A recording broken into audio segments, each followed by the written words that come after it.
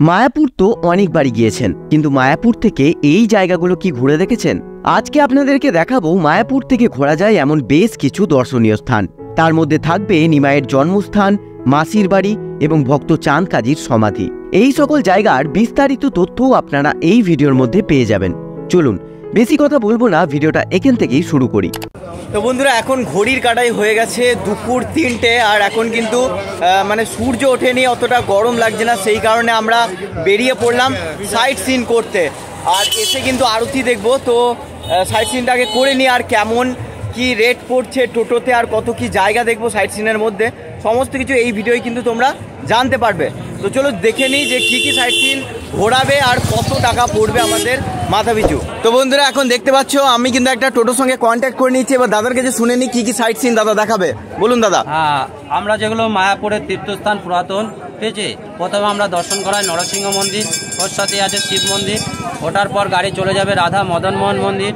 ওখান থেকে গাড়ি চলে যাবে মহাপ্রভুর জন্মস্থান, যেখানে লক্ষ্মীপ্রিয়া বিষ্ণুপ্রিয়া যে 500 বছরের নিম গাছ সচিমাতার কোলে নিমাই আছে। ওটার পর চলে যাবে যেখানে কাজী 108টা খোল ভেঙে দিল মহাপ্রভুর খোলভাঙা মন্দির। তারপরে চলে যাবে নিমাইয়ের মাসির বাড়ি, যেখানে রাধাকুণ্ড, শ্যামকুণ্ড, গিরি গোবর্ধন পাহাড়, মিউজিয়াম, গুপ্ত বৃন্দাবন, তামালতরু গাছ, মাসি মেসের ঘর, পুকুরে বড় বড় মাছ আছে। ওখান থেকে চলে যাবে সেই জবন হরিদাসের কব্যস্থান, মানে চাঁদগাছির কব্যস্থান দর্শন করে আবার আমরা মায়াপুর ইস্কন মন্দিরে কিংবা দেবাশ্রমে ঘুরে আসবো। তা ফুল প্যাকেজ কত টাকা দাদা? কত? 50 টাকা। আচ্ছা, আর আপনার নাম্বারটা বলে দিন। নাম্বারটা বলে দিন। নাম্বারটা বলে দে, তোর নাম্বারটা বলে দে। 83 27 হ্যাঁ 56 90 82। আচ্ছা ঠিক আছে, চলো। চলেছি আমাদের প্রথম গন্তব্য রাধা মদন মোহন মন্দিরে। চলুন এবার দর্শন করে আসি শ্রী শ্রী গৌর সুন্দর শ্রী রাধা মদন মোহন জিউ। মন্দিরের ভিতরে ক্যামেরা অ্যালাউ নেই, তাই বাইরে থেকেই মন্দিরটি আপনাদেরকে দেখাচ্ছি। মন্দিরের ভিতরে প্রবেশ করেই আপনারা দেখতে পাবেন দেবী তুলসীর একটা অপূর্ব সুন্দর বিগ্রহ। মন্দিরটাও খুব সুন্দর।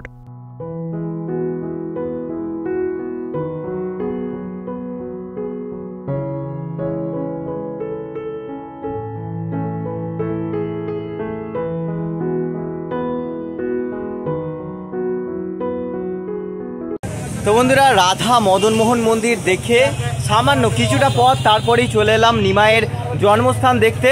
চলো ভিতরে ঢুকি, গোটাটা তোমাদের দেখাচ্ছি।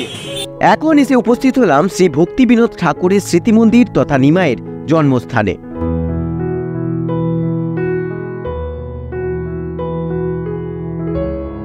বলা হয় নাকি এই নিম গাছের তলায় নিমাই জন্মগ্রহণ করেছিলেন।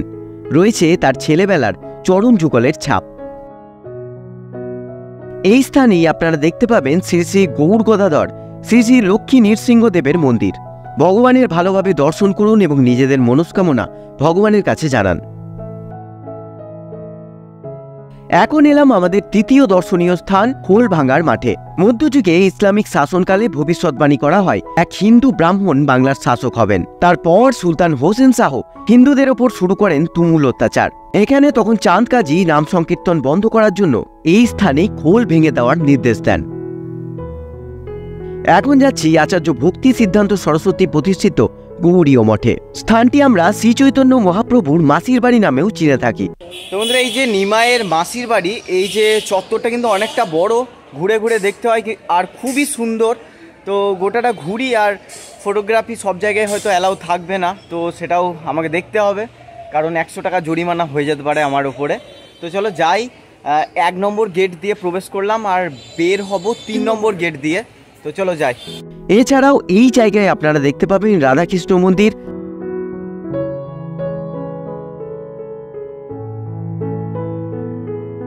আচার্য ভক্তি সিদ্ধান্ত সরস্বতী এবং তার গুরুদেব শ্রী গৌর কিশোর দাস বাবাজির সমাধি মন্দির। এই বৃহৎ জায়গার মধ্যে আপনারা দেখতে পাবেন দুটো বড় বড় কুণ্ড, একটার নাম শ্যামকুণ্ড, অপরটি রাধাকুণ্ড। এখন আমরা চলে এসেছি শ্যামকুণ্ডের কাছে। কুণ্ডে আপনারা দেখতে পাবেন অনেক বড় বড় মাছ আছে। তো বন্ধুরা দেখো, সামনে মাছগুলোর সাইজটা তোমরা দেখো একবার, কত কাছে চলে এসেছি। আর দেখো কত দর্শনার্থী এসেছে এটা দেখার জন্য। আর সামনে দেখতে পাচ্ছ মুড়ি দিলে কিন্তু আরও সামনে চলে আসবে। আর সামনে যে জলটা রয়েছে না, এটা পায়ে স্পর্শ করা যাবে না, শুধুমাত্র হাত দিয়ে মাথায় স্পর্শ করতে হয়। আর এখানে স্নান করা এসব কিন্তু সম্পূর্ণ নিষিদ্ধ। আর কোন অধার্মিক মানুষ যে ওই একটা আবর্জনা জলে ফেলেছে তার ঠিক নেই। আর দেখতে পাচ্ছ মাছগুলো কত বড় বড়, দেখো মাছগুলো। এই মাছেদের আপনারা খাবারও দিতে পারেন। দেখতে পাচ্ছেন কত বড় বড় মাছ। মায়াপুর এলে আপনারা অবশ্যই এই শান্ত নিরিবিলি জায়গায় একবার ঘুরে যাবেন, মনটা অনেকটাই হালকা হয়ে যাবে। এই স্থানে আপনারা দেখতে পাবেন অপূর্ব সুন্দর ষড়ভুজ শ্রী গৌরাঙ্গ মহাপ্রভুর বিগ্রহ।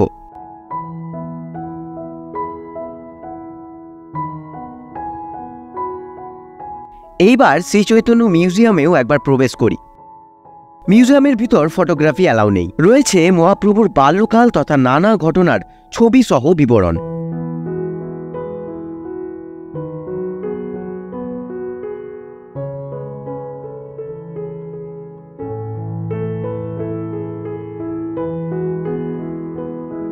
মিউজিয়াম থেকে বেরিয়েই দেখে নিলাম শ্রীল প্রভুপাদের ভজন কুঠির। দেখুন, এটা হচ্ছে তমাল বৃক্ষ। এবার এলাম রাধাকুণ্ডে। রাধাকুণ্ডেও অনেক বড় বড় মাছ আছে, দেখতেই পাচ্ছেন। মজার বিষয়, মাছগুলো একেবারে আপনার সামনে চলে আসবে। তো বন্ধুরা, যারা যারা সাইট সিন করবেন তারা কিন্তু অবশ্যই মাসির বাড়িতে আসবেন, কারণ অনেকটা বড় এরিয়া জুড়ে কিন্তু এই মাসির বাড়ি, আর এত কিছু দেখার জিনিস রয়েছে যে কি বলবো। সব তো ভিডিও করতে পারছি না, কারণ হচ্ছে ক্যামেরা অ্যালাউ নেই। সে তো আপনারা আসুন এবং নিজের চোখে দেখে যান। এত সুন্দর পুকুরগুলোয় এত বড় বড় মাছ রয়েছে, খাওয়াতেও পারবেন। তো দুর্দান্ত লাগলো। চলো এবার বেরিয়ে যাই নতুন একটা সাইট সিনের উদ্দেশ্যে। রাম রাম হরে হরে হরে কৃষ্ণ কৃষ্ণ কৃষ্ণ হরে হরে। এবার আমরা যাচ্ছি ভক্ত চাঁদ কাজীর সমাধিতে। শ্রী চৈতন্যদেব তাকে নিজ হাতে সমাধিস্থ করেছিলেন এবং তার উপর লাগিয়েছিলেন একটা চাপা গাছ। বর্তমানে চাপা গাছটি দেখলে আপনারা অবাক হয়ে যাবেন। তো বন্ধুরা, অবশেষে আমরা পৌঁছালাম ভক্ত চাঁদ কাজীর সমাধিতে। চলো ভিতরে যাই। ভিতরে কিন্তু ঢুকতেই মোমবাতি ধূপ ধরিয়ে দিচ্ছে, আমরাও নিয়ে নিয়েছি। চলো ভিতরে ঢুকি এবং দেখাই তোমাদের সমস্ত কিছু। হরে রাম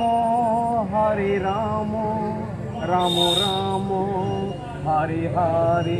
এই সেই চাপা গাছ দেখতে পাচ্ছেন কি আকার ধারণ করেছে। গাছটি 500 বছরেরও বেশি পুরনো, কিন্তু এখনো জীবিত আছে এবং নিয়মিত ফুলও ফুটছে। তিনি মহাপুর ভক্তদের শাসন করেছিলেন, কলকাতা ভেঙেছিলেন, দিনের বেলা রাত্রেবেলা দেখেছিলেন ঘুমের বেড়ে আমার ভক্তদের মৃদঙ্গ ভাঙলা, আমার মৃদঙ্গর বদলে ছিন্ন তোমার বুক, তোমার বংশ নির্বংশ করবো দেখতে আমার। এই কাজী ছিলেন বিচারক। ইনি তারপরে কংস ছিলেন, কলিতে যাবার হইলেন। ব্রজের কৃষ্ণই নদীর নিমায়, গুরু রূপে কৃষ্ণ আইল নদিয়ায়, ব্রজের কানাই নদীর নিমায়। যেই নিমায় সেই গৌরহরি, যেই গৌরহরি সেই মহাপ্রভু, যেই মহাপ্রভু সেই শ্রীকৃষ্ণ চৈতন্য। মানবের কৈতধন্য, পশু পাখি গাছপালা পাহাড় পর্বত বালুক যত ছিল সর্বতই মহাপ্রভুর নাম উদ্ধারিত। সবাই গাছ সাথে প্রণাম করবে আগে। মহাপুর হাতের গাছ, মাথা অবনত মুখে সবাই ধুয়ে নেবেন আগে। গাছে আপনাদের প্রণাম করবেন, এখানে হাঁটু গেড়ে প্রণাম করতে হবে। সবাই গেলে হাঁটু গেড়ে আগে প্রণাম করবা, বাকি আগে দেওয়ার দরকার। প্রণাম করো। চাঁদ কাজীর আসল নাম ছিল মৌলানা সিরাজউদ্দিন। তিনি ছিলেন এই অঞ্চলের শাসক এবং গৌড়েশ্বর হুসেন শাহের শিক্ষক। চাঁদ কাজী শ্রী চৈতন্য মহাপ্রভুর ঘোর বিরোধী ছিলেন। এই চাঁদ কাজী শ্রী চৈতন্যদেবের সংকীর্তন বন্ধ করার আদেশ জারি করেন এবং তিনি সংকীর্তনকারীদের খোল পর্যন্ত ভেঙে দেন। কিন্তু এই নিয়ম অমান্য করে শ্রী চৈতন্য বিরাট নাম সংকীর্তনের দল নিয়ে চাঁদ কাজীর বাড়িতে সংকীর্তন করতে থাকেন এবং সেই দিন সংকীর্তন শোভাযাত্রা করে চাঁদ কাজীর বাড়িতে মহাপ্রভু এবং চাঁদ কাজী তর্কযুদ্ধে বসেন। শেষে শ্রী চৈতন্য মহাপ্রভুর ভক্ত হয়ে যান চাঁদ কাজী। কেবল ভক্ত নন, তিনি চৈতন্যগত ভাবাদর্শে দীক্ষিত হয়ে যান।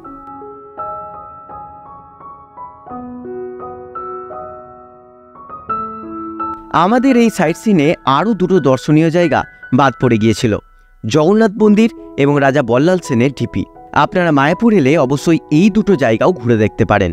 আশা করি তোমাদেরকে সব ক্লিয়ার, সব ভালো করে দেখাতে পেরেছি।